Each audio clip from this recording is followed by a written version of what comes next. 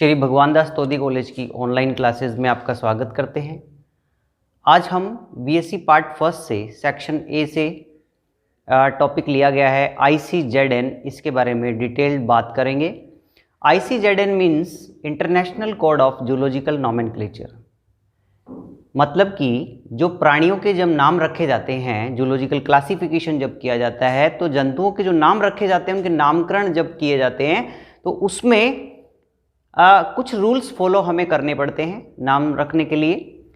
तो इसके लिए एक कमेटी या एक हम कह सकते हैं कि एक ऑर्गेनाइजेशन या संस्था बनी हुई है जो डिसाइड करती है कि ये जो नाम सही है, अप्रूव्ड है, वैलिड है। उसी को international code of zoological nomenclature के नाम से जाना जाता है।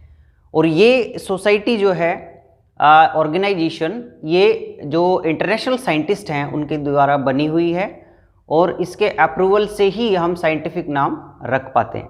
तो जूलॉजिकल नॉमेनक्लेचर रखते समय, प्राणियों का नाम रखते समय क्या किया जाता है, इन्होंने साइंटिफिक कमेटी ने जो रूल्स रेगुलेशन बनाए हैं, जो नियम बनाए हैं, उस नियम को फॉलो करते हुए हमें प्राणियों का नाम रखना आवश्यक होता है।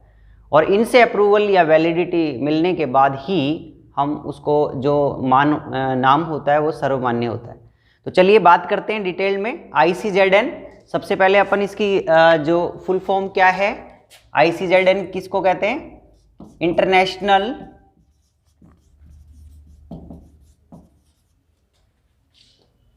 कोड ऑफ जूलॉजिकल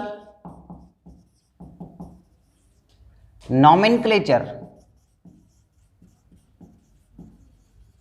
देखिए, नॉमेनक्लेचर का मतलब होता है टू कॉल, यानी कि नाम लेकर के पुकारना या नाम रखना। तो नॉमेनक्लेचर सीधा सा हमें पता चल रहा है, इसकी जो है फुल फॉर्म से हमें पूरा आइडिया लग रहा है इस बात का कि क्या कहना चाह रहे हैं।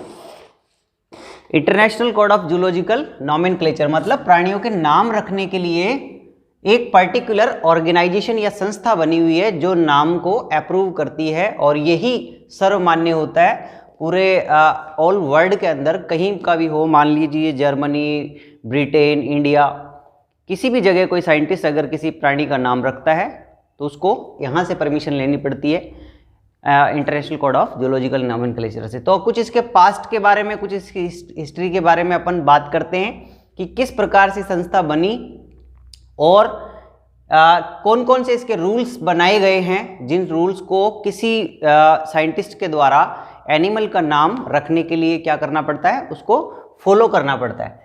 तो चलिए बात करते हैं कि international code of zoological nomenclature जो है, इसके ये क्या, हम क्या कह सकते हैं इसको, कि जो नाम होते हैं इसके अनुरूप होने चाहिए, ICZN के अनुरूप होने चाहिए।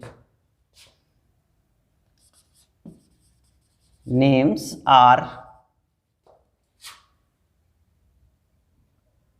according to ICZN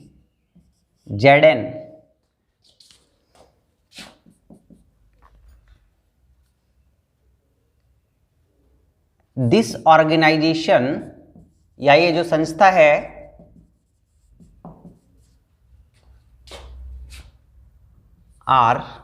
this organization are regulated by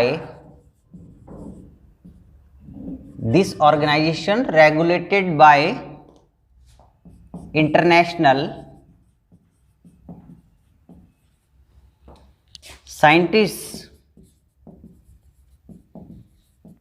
ठीक है, हम क्या कहना चाह रहे हैं, मतलब अपन इसके कुछ पॉइंट्स की बात कर रहे हैं कि क्या क्या इसकी विशेषताएं हैं ICZN की। ये जो संस्था है, इंटरनेशनल जो अंतर्राष्ट्रीय वैज्ञानिक है जो नामकरण की पद्धति से जुड़े हुए हैं, वो जो हैं उनके द्वारा चलाई जाने वाली ये ऑर्गेनाइजेशन है, ये संस्था है। और जो नाम जो रखा जाता है वो अकॉर्डिंग टू ICZN के अनुरूप ही रखे जाने चाहिए। और अपने इसके कुछ पॉइंट्स की चर्चा कर लेते हैं। और क्या क्या पॉइंट्स हैं, देखिए, ICZN जो है इसको सबसे पहले 5th इंटरनेशनल जूलॉजिकल कांग्रेस में अपनाया गया।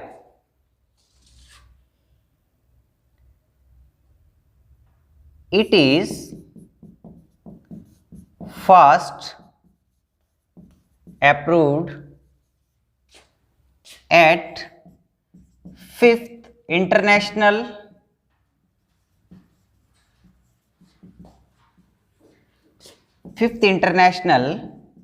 Zoological Congress held at Germany. Berlin एक शहर है जर्मनी के अंदर।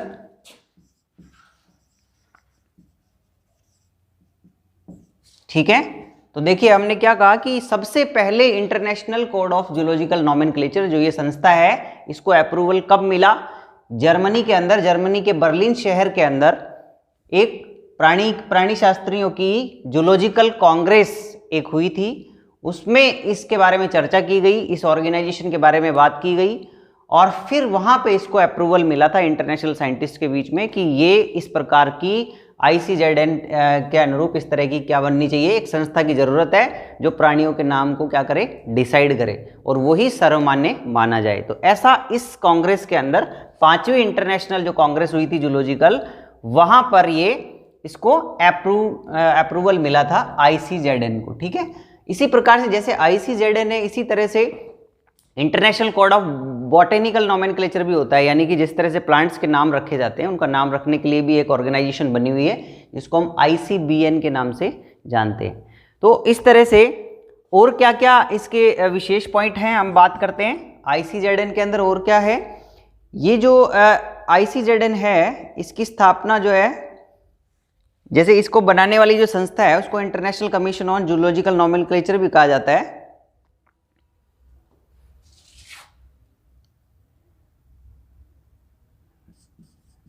This organization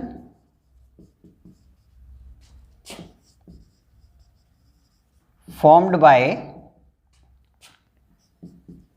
international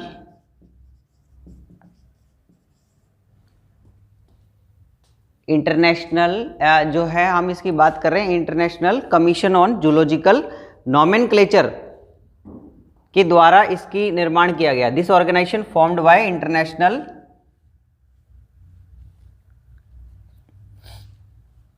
मतलब हम क्या कहना चाह रहे हैं, हम ये कहना चाह रहे हैं कि जो ये संस्था जब बनाई गई international code of zoological nomenclature, तो बनाते समय इसको एक कमीशन बना हुआ था। पहले उसको कमीशन के नाम से जाना जाता था, international commission for zoological nomenclature. ठीक है ना, उसने इसका निर्माण किया इस ऑर्गेनाइजेशन का, और जिसका कार्यालय कहाँ है, नेचुरल हिस्ट्री म्यूजियम लंदन के अंदर उसका हेड ऑफिस है।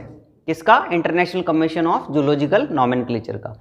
तो ये हमें देखिए, ये जो पॉइंट्स चल रहे हैं इसको आपको जो है हम इसमें बात कर रहे हैं, आपको कंफ्यूज नहीं होना है। ICZN की बात अपन चल रही है, तो अब हम बता रहे हैं इस पॉइंट में कि ICZN को जब बनाया गया, ICZN को बनाने से पहले कमीशन, उसको कमीशन के नाम से जाना जाता था, international commission for zoological nomenclature, और उसका कार्यालय कहाँ है? नेचुरल हिस्ट्री म्यूजियम लंदन के अंदर है। वहाँ से जो है इसकी जो भी ये कांग्रेस हुई थी बर्लिन के अंदर, वहाँ इसको अप्रूवल मिला था, लेकिन बनी कहाँ थी? नेचुरल हिस्ट्री म्यूजियम लंदन के अंदर बनी थी। तो this organization formed by international commission for zoological nomenclature.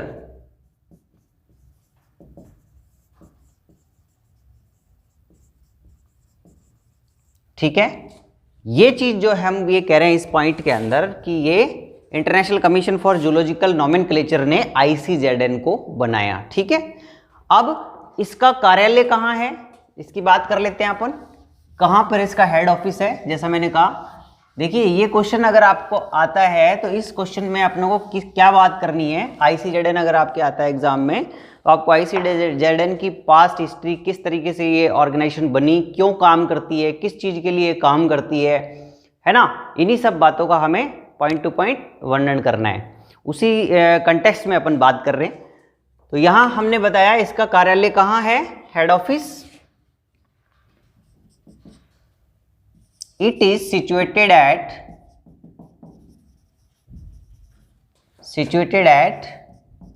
Natural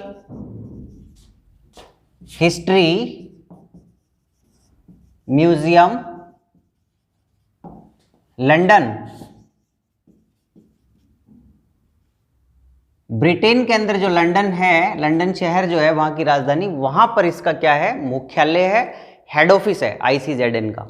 चलिए अब ये किस किस तरीके से फॉलो करती है और कब इसको माना गया, देखिए बाइनोमियल नोमेनक्लेचर या द्विनाम पद्धति, ये पद्धति दी गई थी किसके द्वारा, binomial nomenclature Carl von Linnaeus के द्वारा, जो है जिसको कार्ल वॉन लीने भी बोलते हैं, उसके द्वारा ये पद्धति दी गई थी, लीनियस के द्वारा, बाइनोमियल नोमेनक्लेचर, जो ये कहती है कि किसी भी प्राणी का या पादपों का जब नाम रखा जाता है तो वो दो अक्षरों से मिलकर बना होता है, दो वर्ड से। पहला अक्षर जो होता है उसके किसको ऐसे डिनोट करता है, जीनस को डिनोट करता है, और दूसरा जो है वो उसके स्पीशीज को डिनोट करता है। तो यहाँ पे बाइनोमियल नोमेनक्लेचर को फॉलो किया गया इन वैज्ञानिकों के द्वारा, यानी कि ICZN ने कौन सी पद्धति को माना है, बाइनोमियल नोमेनक्लेचर को माना है कि जब कोई भी व्यक्ति नाम रखे तो वो बाइनोमियल नोमेनक्लेचर का जो लीनियस ने दी थी उस पद्धति को फॉलो करना आवश्यक है। ये इस कमेटी ने डिसाइड किया, ऑर्गेनाइजेशन ने। आज भी किसी भी प्राणी का जब नाम रखा जाता है तो वो उसका आधार क्या होता है, बेस क्या होता है, binomial nomenclature given by the Linnaeus. ठीक है, अब लीनियस ने अपनी जो किताब लिखी थी, किताब का जो 4th एडिशन था, पहले 4th एडिशन का बताया गया, फिर बाद में दूसरे उसके एडिशन आते गए, उसके अकॉर्डिंग इसको क्या मिलती गई, मान्यता मिलती गई, और उसमें जो रूल्स बताए गए उसी रूल्स को क्या किया गया, फॉलो किया गया। तो अपन इसके आगे के पॉइंट्स की चर्चा कर लेते हैं। आगे कौन कौन से इसके पॉइंट्स है उसकी बात अपन कर लेते हैं। ठीक है, अब इसमें हम कह रहे हैं कि इसकी जो स्थापना थी 18 सितंबर 1895 में हुई थी। ठीक है, ICZN का जो फर्स्ट एडिशन है ये 1961 में पब्लिश हुआ। फर्स्ट एडिशन पब्लिश्ड इन 1961, और हम कह रहे हैं कि ये जो ICZN की अपन बात कर रहे हैं इसके अंदर क्या करना है अपनों को, ये इसकी स्थापना सबसे पहले अपन बात करें तो 18 सितंबर 1895 में हुई थी।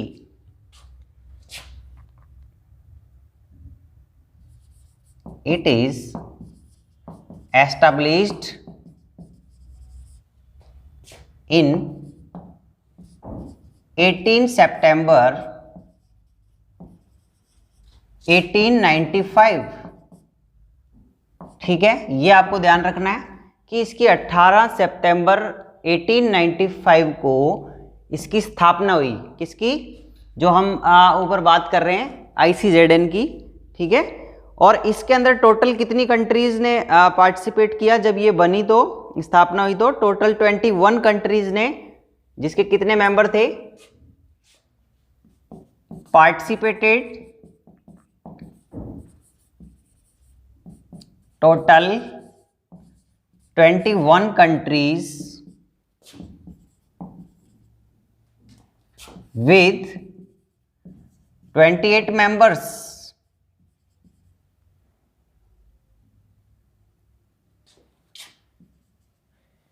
ठीक है, तो यहाँ पे ये क्या कहना चाह रहे हैं, हम ये कहना चाह रहे हैं कि कुछ अपने इसकी हिस्ट्री की बात कर रहे हैं कि ये कब बनी। इसकी बात करें तो ये सबसे पहले 18 सितंबर 1895 को इसकी स्थापना हुई थी ICZN की, और इसका जो फर्स्ट एडिशन, इसमें जब स्थापना हुई तो कितने देशों ने भाग लिया, 21 कंट्रीज ने पार्टिसिपेट किया जब ये बनाई गई ऑर्गेनाइजेशन। इसमें इतने लोग जुड़े हुए हैं और उसके टोटल कितने मेंबर थे, 28।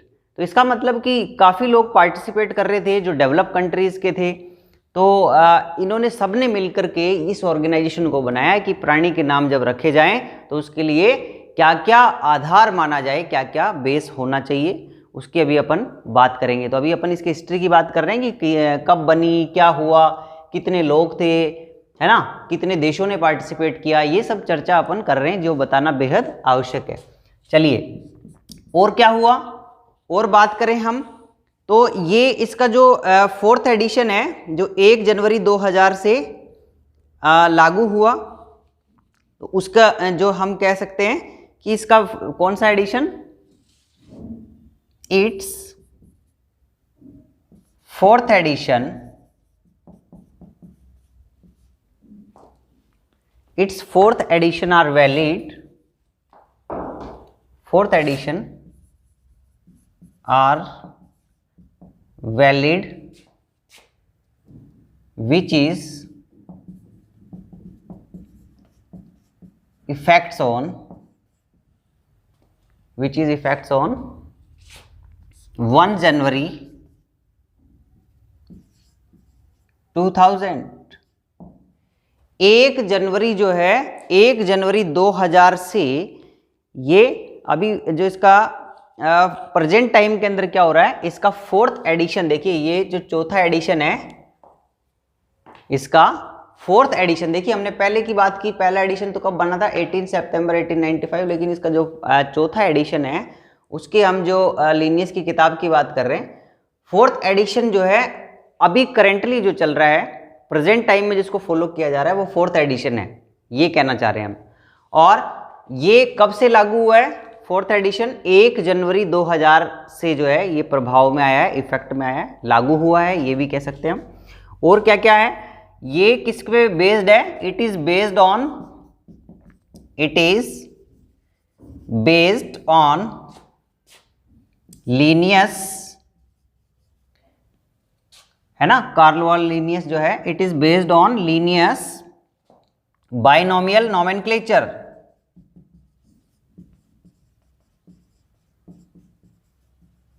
It is based on Linnaeus binomial nomenclature, यानी कि लीनियस ने जो द्विनाम पद्धति दी उस पर आधारित है। जैसा कि मैंने पहले अभी बोला था कि ये जो इन्होंने जो बेस माना वो बहुत पहले 1700 यानी 1758 में दे चुके थे लीनियस, उनको इसने माना कि इसको आधार बनाया जाए कि प्राणियों का नाम रखते समय द्विनाम पद्धति, मैंने आपको बताया कि किसी भी प्राणी का नाम जो है, प्राणी का या पौधे का जो नाम होता है वो साइंटिफिक तब माना जाता है कि वो 2 शब्दों से मिलकर बना होता है। पहला अक्षर उसके जीनस को डिनोट करता है और दूसरा अक्षर उसके स्पीशीज को डिनोट करता है, ठीक है। तो इसने भी, इस कमेटी ने या इस संस्था ने ये माना कि लीनियस ने जो द्विनाम पद्धति दी है उसी को आधार बनाया प्राणियों के नाम रखने के लिए, ठीक है। अब देखिए, और अब अपन इसके कुछ रूल्स की बात कर लेते हैं कि क्या क्या जो द्विनाम पद्धति के रूल्स हैं वो ही इस पे लागू हो रहे हैं, तो यहां पे भी वही चीज चलेगी।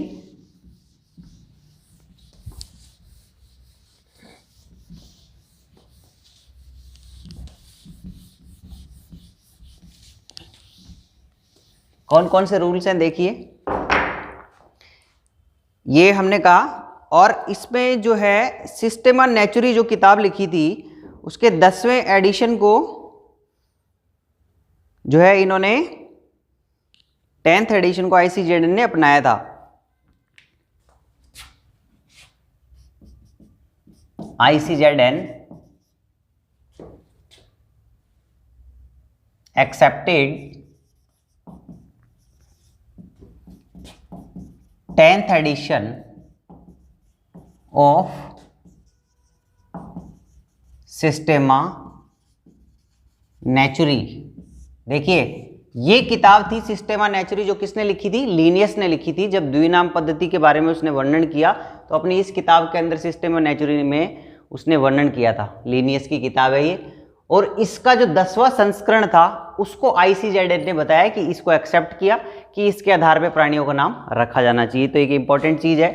अब जो बाइनोमियल नोमेनक्लेचर के जो रूल्स हैं वो यहाँ पे लगेंगे। जैसे उसने क्या कहा कि जो एनिमल का नाम होता है वो 2 चीजों से मिलकर बना होता है, जीनस एंड स्पीशीज। तो यहां पे अपन कह सकते हैं कि किसी भी एक टैक्सा के जो 2 अलग अलग नाम, देखिए इसने कहा कि किसी भी प्राणी का जो नाम होता है 2 अक्षरों से मिलकर बना होता है। Names are formed by 2 words, first denote to genus and second denoted या डिनोट स्पीशीज। ठीक है, तो ये स्पीशीज को और पहला किसको डिनोट करता है, जीनस को। ये बात आपको पता ही है, बाइनोमियल नोमेनक्लेचर में दी गई। और कभी भी दो नाम जो होंगे एक टैक्सा के, कभी भी दो नाम कभी भी समान नहीं हो सकते। ये भी इसका रूल है, एक नियम है कि कभी भी एक ही एनिमल के दो नाम कभी भी नहीं हो सकते। ये संस्था यही कहती है। और उसमें जो पहले जो नाम रखा गया है, मान लीजिए कि दो वैज्ञानिकों ने नाम रखा, तो जिसने पहले नाम रखा है उसी का जो है लागू होगा। जो दूसरा अगर उसको 2 महीने बाद, 1 साल बाद, 15 साल बाद, 10 साल बाद अगर नाम रखता है दूसरा व्यक्ति या दूसरा साइंटिस्ट उसी जंतु का, तो वो वैलिड नहीं माना जाएगा। इसको कहा जाता है principal of priority. Principal of priority यानी कि प्रायिकता का नियम। जो पहले आया है, जिसने पहले नाम दिया है, उस पहले वाले का ही वैलिड होगा, दूसरे का वैलिड नहीं होगा। ये ICZN मानती है। यानी कि हम लिख सकते हैं two names are not same, two names are not same of single individual। किसी एक जीव के दो नाम कभी भी, या किसी एक जीव के का नाम कभी भी दो समान नहीं हो सकते। और जो पहले दिया गया है वही क्या होगा, वैलिड होगा। First name always accepted rather than second name. ठीक है, पहला नाम जो होगा, पहले जो दिया गया नाम है वो ही क्या होगा, हमेशा एक्सेप्टेड होगा। दूसरा नियम, दूसरा नाम अगर आप उसका दे रहे हो 5 दिन बाद, 10 दिन बाद, 20 दिन बाद, या 1 साल, 2 साल, 10 साल बाद, जो भी नाम आप बाद में रख रहे हो जंतु का, तो वो दूसरा कभी मान्य नहीं होगा, पहला ही मान्य होगा। ठीक है, इसको बोलते हैं principle of priority. So names are